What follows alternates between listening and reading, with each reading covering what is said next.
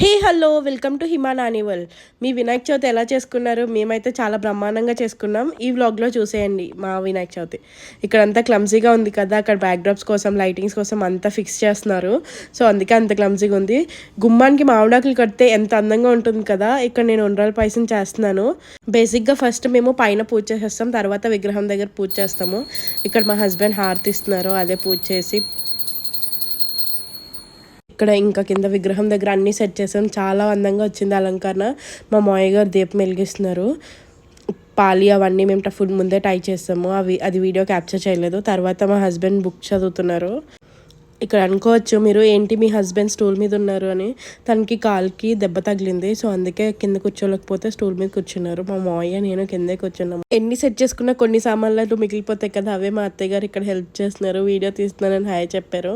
మా husband story మొత్తం చెప్పారు. నేను 108 చాంటింగ్స్ ఉంటాయి కదా గణేష్, అవి మాత్రం నేను చెప్పాను. అలా ఫ్యామిలీ అంతా కలిసి పూజ ఫినిష్ చేసుకున్నాము. నాకైతే మా అలంకరణ చాలా నచ్చింది.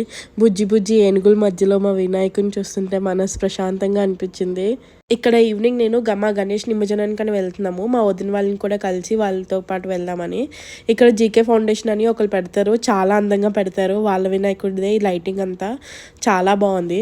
ఫైనల్గా వాళ్ళు కూడా వచ్చేసారు. ఇంకా వాళ్ళ వినాయకుడిని కూడా తీసుకుని స్టార్ట్ అయిపోయాము.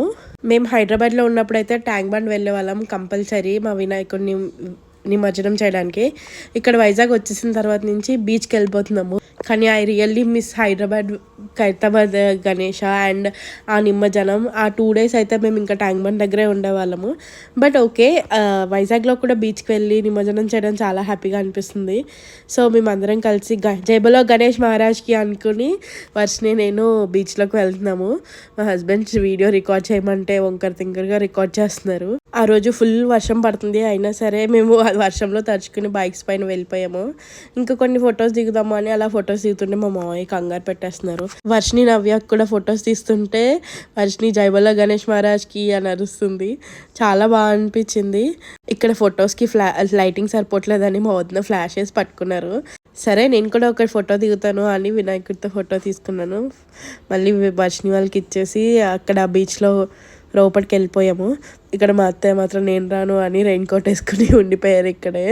ఆ రోజు తడవడం వల్ల వచ్చిన కోల్డ్ ఇప్పటికీ తగ్గలేదు, అదే క్యారీ ఫార్వర్డ్ అవుతుంది. నాకు తెలిసి రికార్డింగ్లో కూడా మీకు అర్థమై ఉండొచ్చు. నా వాయిస్ అలానే ఉంది కదా, కోల్డ్ వచ్చినట్టు. ఇంకా ఫైనల్గా బీచ్ దగ్గర వరకు వెళ్ళి ఇమర్షన్ చేద్దామంటే మా అన్నయ్య మా మావయ్య వెళ్ళారు. మేము అటుకు ఆ కార్నర్లోనే ఉన్నాము. ఎంత ఆపుకున్నా సరే బీచ్ చూడగానే లోపలికి వెళ్ళిపోవాలి అని అనిపిస్తుంది. మా హస్బెండ్ పక్క నుంచి వద్దు లోపలికి వెళ్ళొద్దు అని తిడుతున్నారు. సో మా అన్నయ్య వాటర్ జల్లుకోండి అని తీసుకొచ్చారు. అలా ఫైనల్గా మా వినాయకుడికి బాయ్ బాయ్ చెప్పేసి ఇలా పైకి వచ్చేస్తున్నాము. ఇదే మా వైజాగ్ నోవోటల్. ఇక్కడ బొమ్మ కనిపిస్తుంది కదా, 2 పిలకల బొమ్మ, అది మా హస్బెండ్ నేనే అని అంటారు ఎప్పుడు చూసినా. అది ముందు నుంచి క్యాప్చర్ చేయలేదు, నెక్స్ట్ టైం వచ్చినప్పుడు క్యాప్చర్ చేస్తాను. ఫైనల్గా అలా కష్టపడుతూ తడిచినంతసేపు బాగానే అనిపిస్తుంది, కానీ తడిచిన తర్వాత బయటికి రావాలంటే చాలా ఇబ్బందిగా అనిపిస్తుంది. మా వీడియో కనుక మీకు నచ్చినట్టయితే please like, share and subscribe. మా హస్బెండ్ కూడా పైకి వచ్చేసేటప్పుడు క్యాప్చర్ చేస్తుంటే జై బోలో గణేష్ మహారాజ్కి అని అరుస్తున్నారు, జై అని.